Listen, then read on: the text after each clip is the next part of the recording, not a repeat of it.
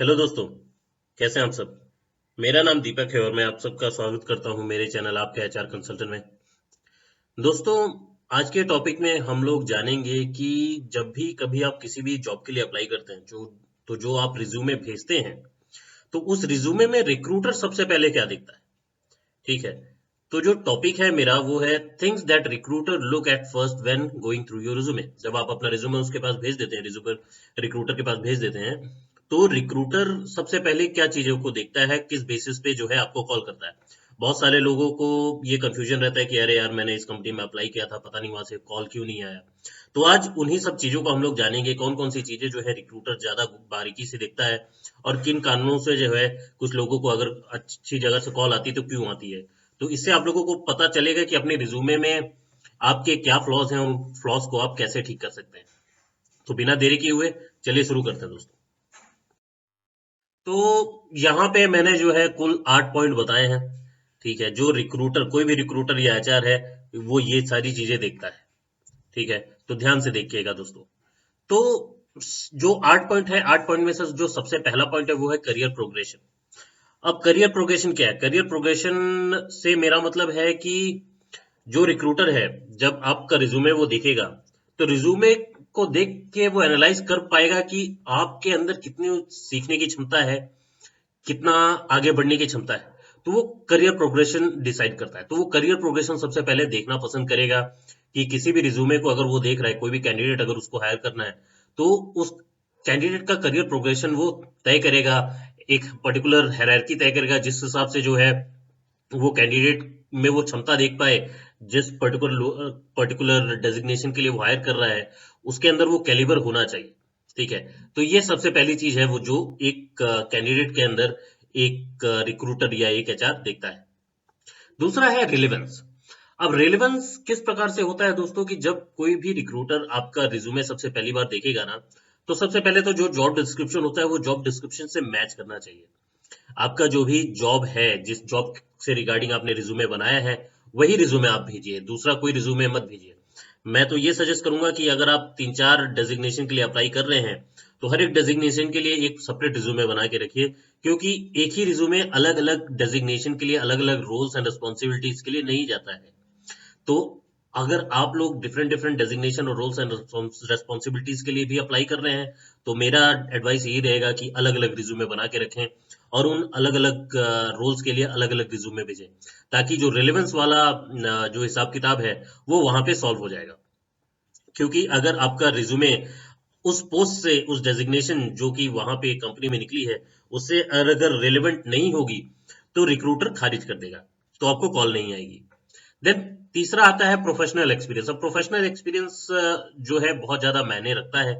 तो कभी भी ऐसा ना करें, अगर आप किसी भी कंपनी में अप्लाई कर रहे हैं, अगर आपके पास कोई प्रोफेशनल एक्सपीरियंस है, आपने पहले कहीं काम किया है, चाहे वो रिलेवेंट हो या इरेलीवेंट हो, इट डजेंट मैटर, लेकिन अगर आपने काम किया है तो वो जरूर डालें।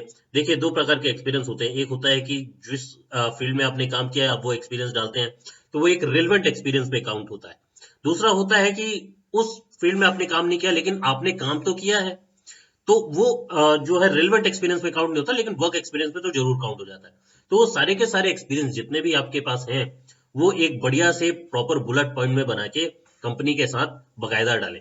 क्योंकि ये डालने से क्या होता है, जब आप रिक्रूटर के पास भेजते हैं या एचआर के पास भेजते हैं, तो एचआर देखता है कि अच्छा, इतना इसके पास वर्क एक्सपीरियंस है, तो उसके बेसिस पे जो है वो कैंडिडेट का सिलेक्शन करता है और आगे के लिए प्रोफाइल भेजता है।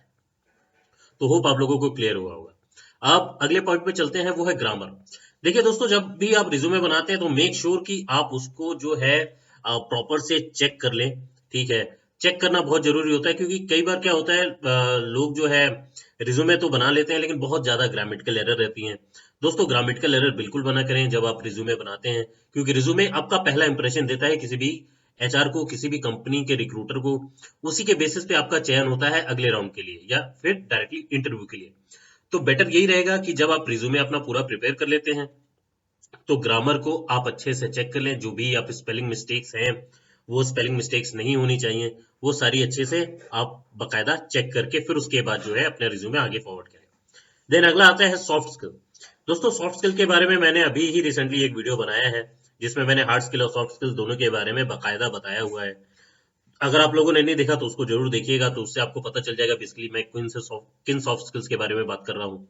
लेकिन फिर भी थोड़ा सा मैं आइडिया दे देता हूँ। सॉफ्ट स्किल्स से मेरा मतलब है जो मैनेजरियल स्किल्स होती हैं, जो भी क्या बोलते हैं, कम्युनिकेशन स्किल हो गई, लिसनिंग स्किल्स हो गई, ठीक है, जो कि हार्ड स्किल से टोटली अलग होती है।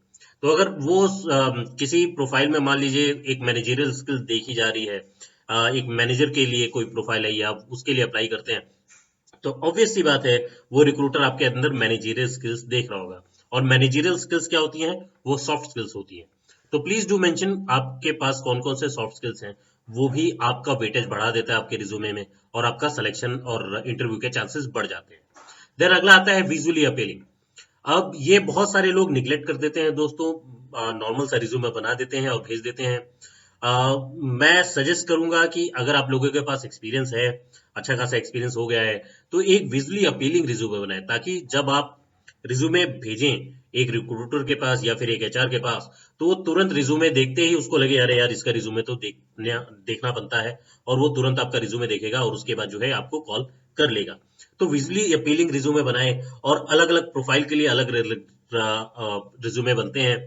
फॉर एग्जाम्पल, अगर ग्राफिक डिजाइनर के लिए कोई अप्लाई कर रहा है तो उसका एक अलग ही रिज्यूमे बनता है, ठीक है। तो ये सारी चीजें आपको ध्यान रखनी है। देन अगला आता है इंटरेस्ट एंड हॉबीज।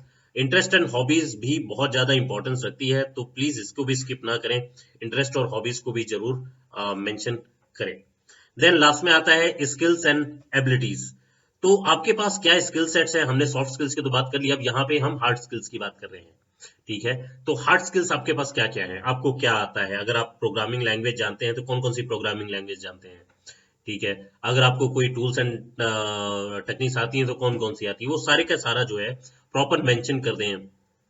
तो ये सारी चीजें होती हैं जिनको एक रिक्रूटर या एक एचआर बकायदे से देखता है, और वो प्रॉपर देखने के बाद ही किसी कैंडिडेट को पहला कॉल करता है। तो अगर आप लोग रिज्यूमे बना रहे हैं तो प्लीज मेक श्योर इन 8 बातों का अच्छे से ख्याल रखें। अगर आप इन 8 बातों का अच्छे से ख्याल रखते हैं तो डेफिनेटली आप लोगों को जो है तुरंत कॉल आएगा। अगर आप लोगों को मेरा आज का वीडियो पसंद आया है तो लाइक जरूर कीजिएगा, अपने ज़्यादा से ज़्यादा दोस्तों के साथ शेयर कीजिएगा दोस्तों, और सब्सक्राइब करना मत भूलिएगा। मैं ऐसे ही नए नए कंटेंट आप लोगों के लिए लेके आता रहूँगा।